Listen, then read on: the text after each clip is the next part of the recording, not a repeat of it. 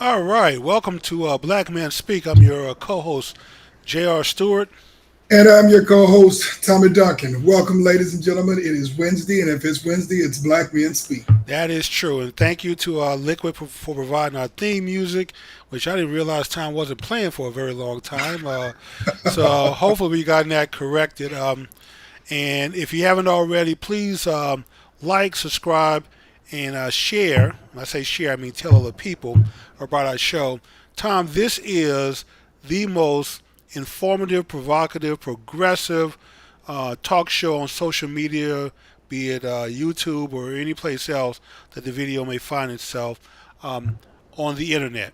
So no one's talking about the things that we talk about, and certainly no one is driving a conversation on things, topics that need to be talked about. And today is no difference. Absolutely. Absolutely. We are not afraid to tackle the tough issues that nobody else wants to deal with. Yes, I know that. What's that show? The Cotton Club, the Breakfast Club, the Morning, whatever it is, it's still in our thunder, Tom, and we have to do something about that. But we are much better in quality than they could ever be. I mean, you go watch them for entertainment. You come watch us and get involved in the conversation to help change things. So, Tom, we have another interesting topic tonight, and it's one that we haven't talked about before. But Yeah. I think it probably needs to be talked about and discussed, and that's this issue about sagging pants, man. It's interesting when you brought this topic up, Jimmy. I mean, I kind of scratched my head, and I remember, I guess it's probably been a decade and a half, almost 2 decades ago, where, we started seeing a lot of young folk sagging their pants. I mean, from, it started, I think, with kids in high school, and then you see folks out on the street sagging their pants. And I mean, to the degree, Jimmy, that you would literally see somebody's pants below their behinds. Yes. Typically, they have on some boxer shorts. Some of them have on briefs. And I'm trying to figure out, where does this come from? Who's actually interested in looking at somebody's behind with their pants sagging down? No, but I mean, it's just crazy, Jimmy. And we have to kind of unpack this, break it down, discuss where it comes from, which I would hope most people know by now, and kind of have this conversation. Number one, why is it relevant? And number two, what is the message that's being sent? Well, Tom, I think I'll tackle one of those. Why is relevant at this time? Tom, this is a very disgusting act. It just bothers me to see our young men walking around this way. I mean, I have a son who's about 24, 25 now, and I have to get on him. I mean, he has this occasion to walk around, his pants coming down. And if I have to go to the store and buy you a belt, I mean, I'll do that. And he knows, when you're around me, you better put a belt on, because I'm not for this new age thinking that it's okay to walk around with your pants sagging and your underwear showing. There's a reason, Tom, undergarments are called underwear, because you wear them under your clothes. They're not meant to be exposed. They're not meant to be shown. I mean, I could see taking your shirt off, and if you have a T-shirt on. I mean, that becomes acceptable in today's society. But walking around with your pants down below your butt and showing your underwear, Tom, I just don't understand how any society group can accept this. This is just disgusting to me. Yeah, I would agree, Jimmy. I mean, I remember some time ago where it was getting national headlines. I Right. mean, like serious national headlines, even mainstream media. And, quite frankly, it was typically young black men who were being shown Hmm. uh, sagging their pants. And I mean, I think we both have a little history behind it in terms of where it started. Of course, it started in prison In culture. We'll talk prison a little bit. system. Yes. Exactly, prison culture. Talk a little bit more about what it meant and where it came from, because there was a very, very clear message that's being sent in prison culture when your pants are sagging. But then it got adopted by rap culture, um, urban culture, and it became somewhat of a fashion motif. But I would emphasize urban culture.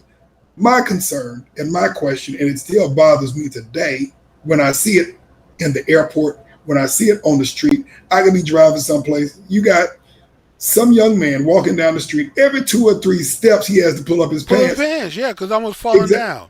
And it looks ridiculous. And my, Or my walking in a way, Tom, that seems like you're constipated or something, to trying to keep the pants from falling down. I would agree. But obviously on the other side of this equation, Jimmy, somebody believes that it's attractive. Somebody believes that it makes them look more viral. Somebody believes that it's attractive to someone. Otherwise, why would they be doing it? Well, Tom, I don't know if you ever watched that cartoon called the what was it, Boondock, Oh yeah, I remember the Boondocks. and they had an episode on there where they like a scared straight episode where they went into the prison, and one of the cartoon characters who ended up, I didn't realize this, was actually modeled after a real life prisoner. Hmm. And I saw him in an interview, and just like in the cartoon, he talked about raping people, and that when you come into the prison and you're sagging, that was just a signal that you wanted to be raped, that you wanted to have sex, and that he would target these young hotheads who came into prison trying to be bad and sagging their pants to be raped. And somehow he had the distinction, Tom, of having raped the most men, for far as at least the ones who reported the rape. That he had the record for having raped the most men while he was in prison. Not the kind of thing you want to become famous for, but that was his distinction, and that was what he was known for raping people.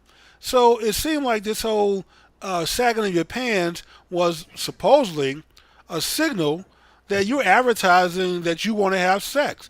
And when you're in the prison, who are you advertising you want to have sex with? There are only other people there are other men. So you're really talking homosexual activity, and if you're basically saying, "Hey, come rape me," or come have sex with me, then it seems like that's not the kind of thing that you want to carry outside of prison in life. Now, if you want to sag your pants in prison to advertise your wares and advertise to other men who are interested in having sex with another man, that you are available and open for business, then that's keep it in the prison system.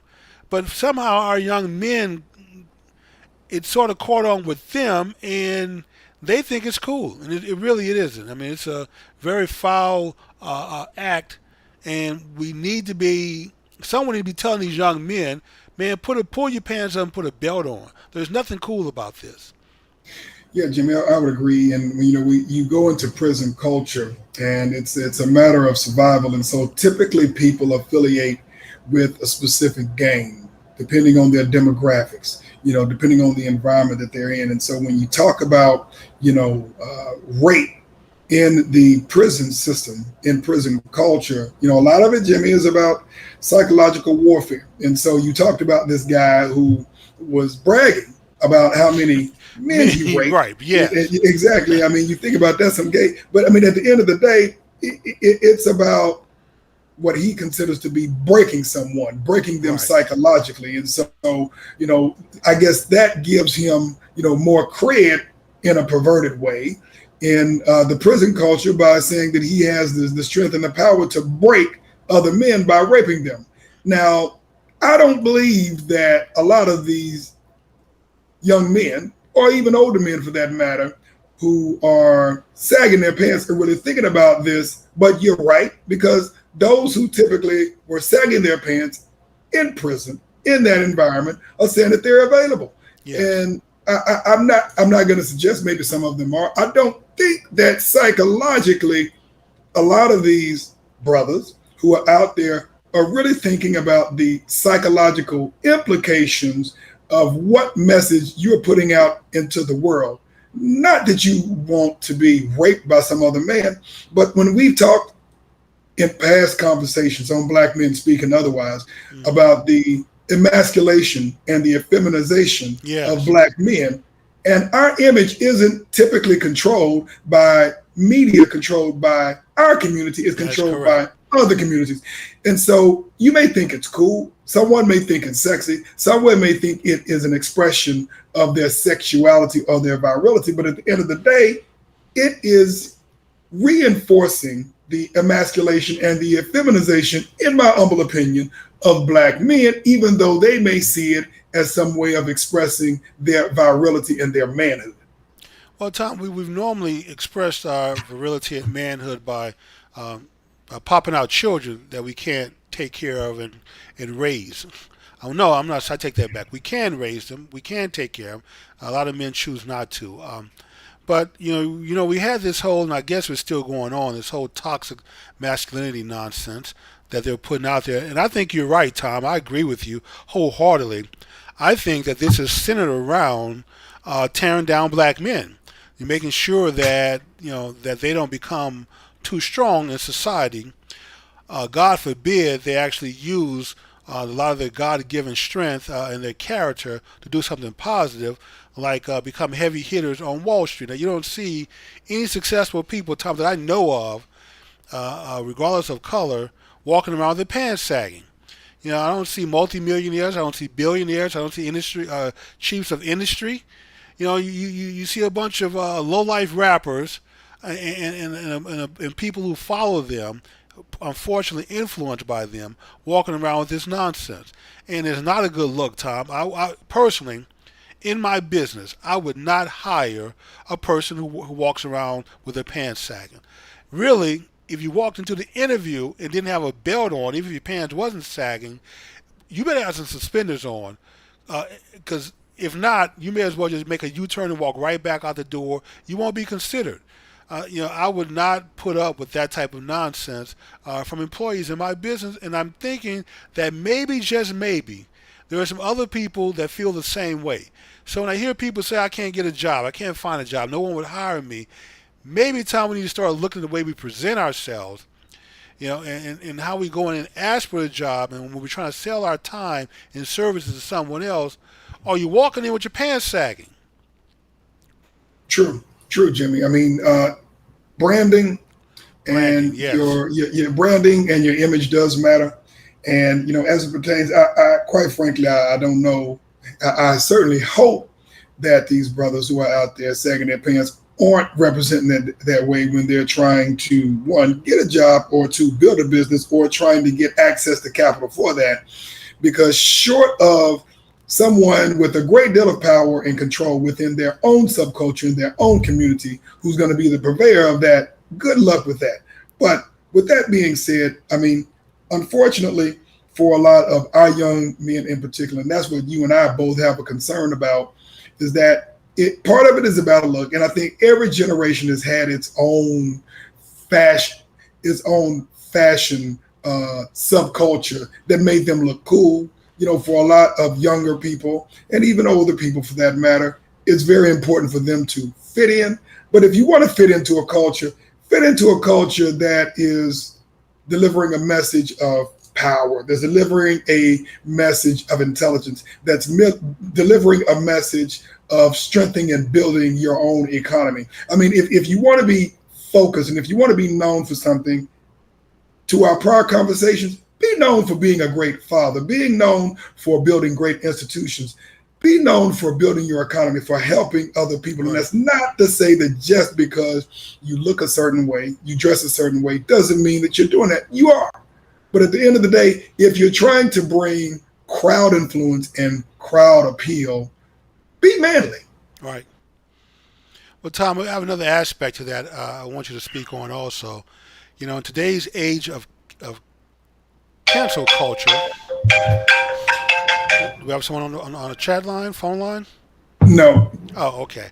I was getting excited there for a second. But the phone line is open, everyone, if you want to call in and join the conversation. But, Tom, we have people who are being canceled today, this whole canceled culture, for things they did when they were a teenager 15, Right. 20 years ago. Correct. Because you're capturing everything and putting it on social media, and people are going out and doing background checks on your social media. Nothing is erased anymore. So you uploaded images of yourself doing things, saying things, having certain views. For some reason, people do not take into account that you were a teenager back then and you thought differently, and you're an adult now. These things follow you, and they can continue to cause problems for you in life. So you have to be careful, even as a teenager and as a young person. Start thinking about this.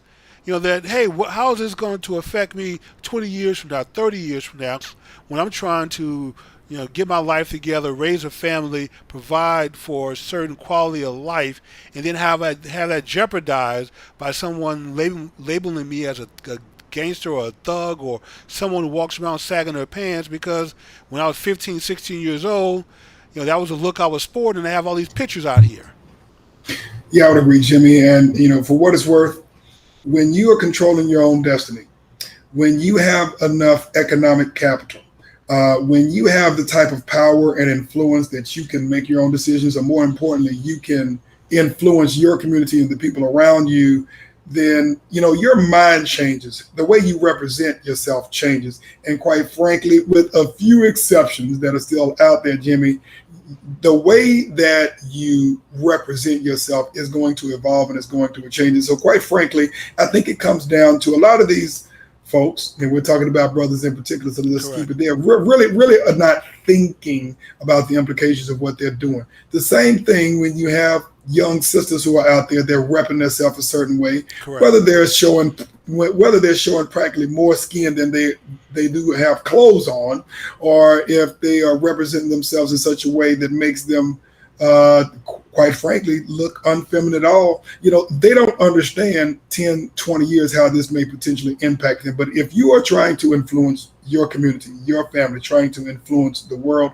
you have to think ahead. I mean, quite frankly, Jimmy, we've had this conversation before. There is no way that as a community and as a culture, we can get ahead if we're only thinking about this weekend. That's and our true. competition is thinking about the next 50 years, the next Correct. 25 years. That is correct, Tom. And we're certainly too focused on today, and we're not thinking long term, about how to turn things around. And so, we basically are just like paper in the wind. Whichever direction the wind blows, that's where we're headed, Tom. And we're not going to get to the promised land that way as a people, I promise you. And you may have a few people who find some success, but we're more interested in us as a people, the collective we, getting to the finish line. So the other thing, Tom, is how do you think? I mean, what is the mindset? I mean, some of these kids have parents. They at least have a mother that they're living with. Some may even have a father in the household, at least a father around.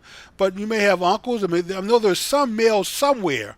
It's not like these young boys are just totally walking around and there's not an adult male, mature male somewhere in their life to tell them, hey, son, hey, nephew, hey, friend, you can't do this. This is not how you want to present yourself.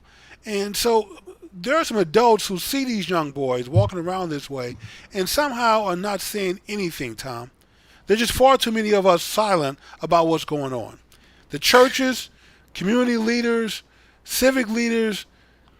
So, I mean, where are these organizations, Tom? I hate to keep going back to the church, but the church has a big influence over the community. Why aren't they speaking out?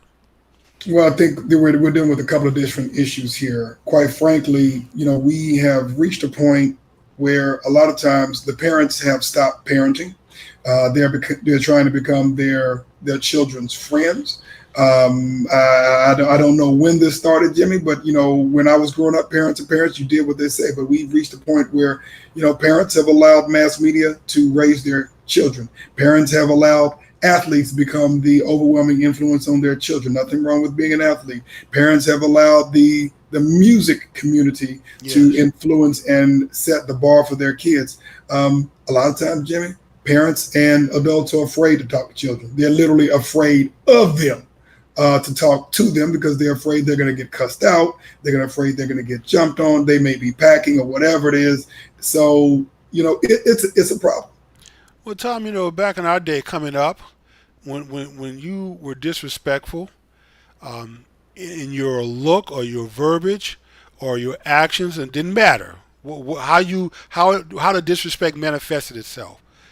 You were looking at an ass whooping after that. I mean, there would be belt swinging, things being thrown, and so the consequence of your actions were always swift and or painful. And so we don't spank our kids anymore. We try to be friends with them. When we should knock some of them out, Tom, you should wake up 5 or 10 minutes later wondering what happened, looking up at the ceiling because you're on the floor right now because you just got knocked. How would they put it in Friday? You got knocked the F out. Like the F out. There you Yeah. go. So some of that needs to be brought Yeah. back to the home, Tom. And unfortunately, not enough of it is happening. And so you're right. I mean, parents who are afraid to talk to their kids or discipline their kids, man, you are running a huge risk that your kids are going to grow up to be dysfunctional, not respect authority, because the parents, Tom, is the first authority that you're going to learn to respect. And if you don't respect mama and daddy in the household, you're not going to respect society rules. You're not going to respect law enforcement. I mean, hell, you may not even respect the rules in prison and find yourself getting shanked or raped or beat down. So I mean, Right.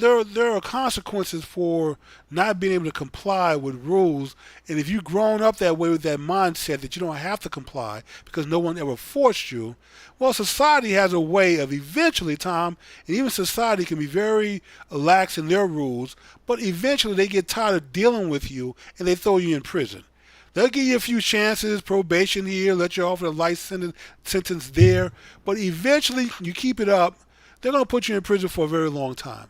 And that is not how you want to spend your life, being very unproductive, sitting and having to waste away in prison with the possibility of being raped.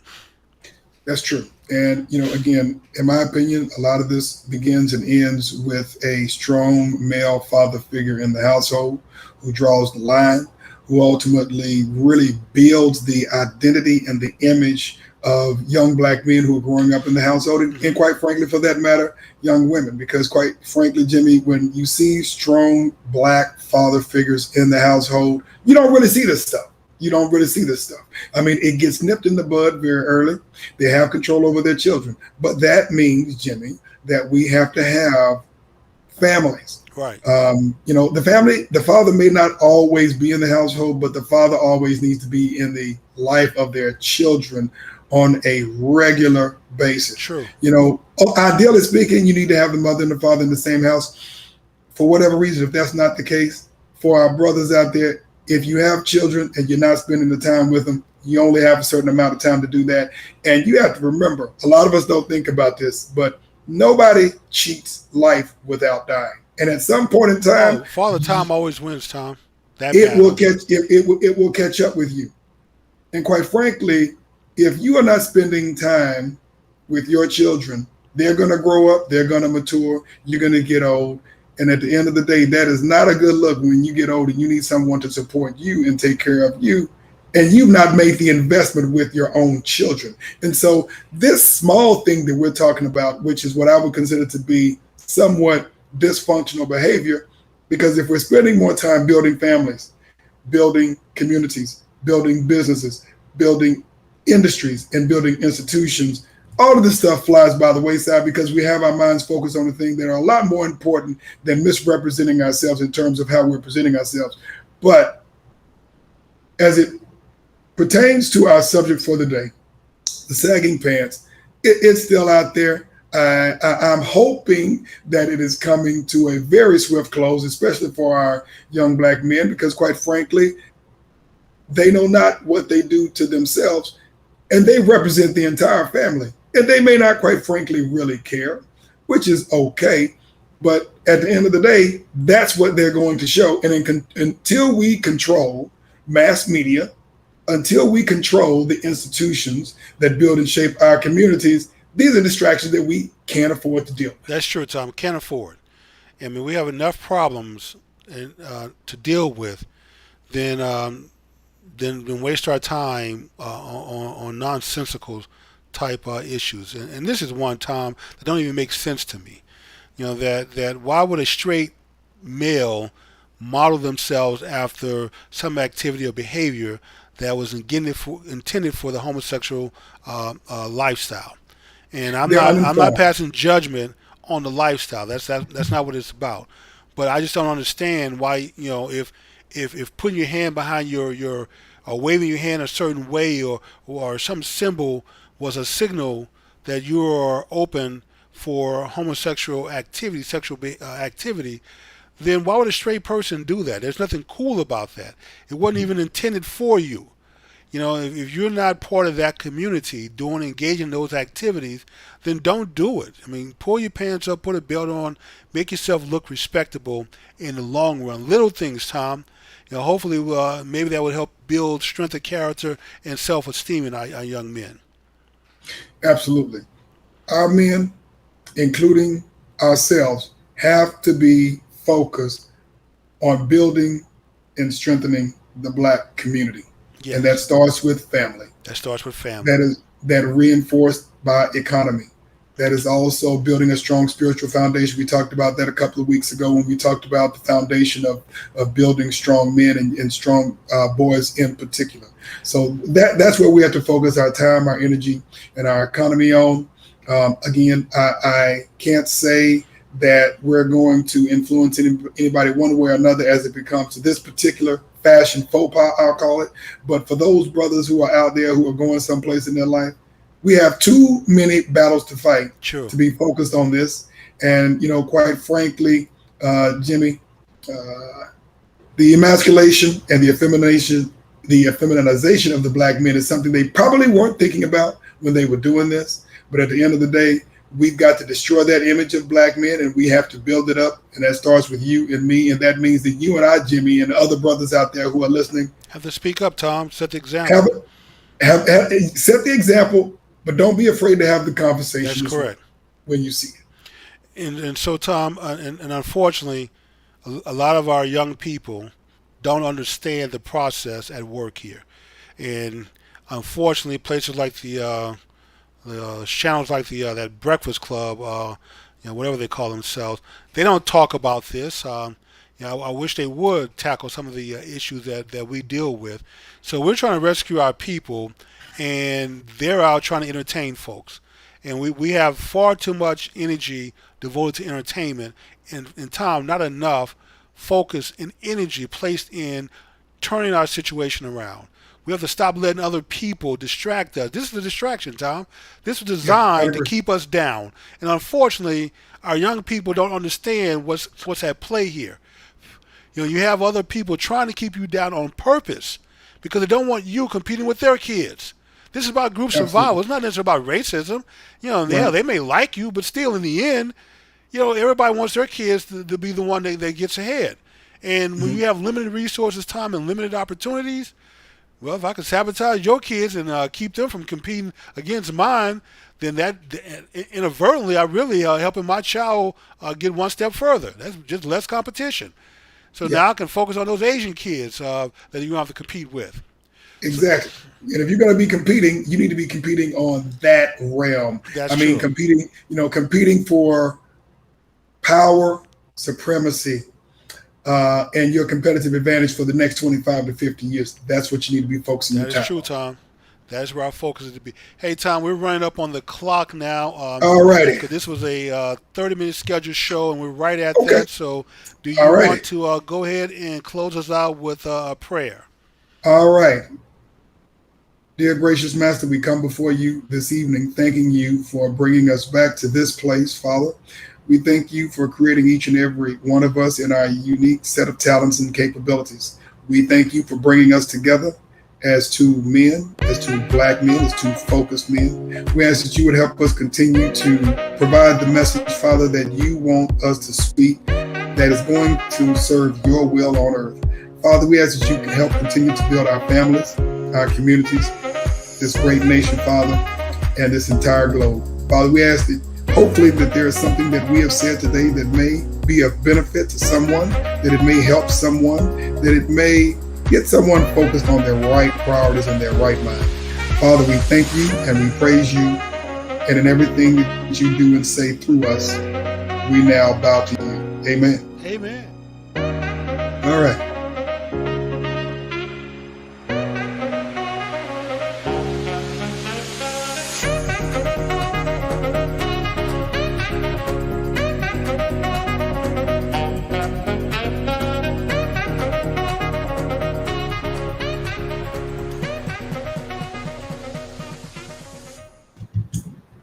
Absolutely.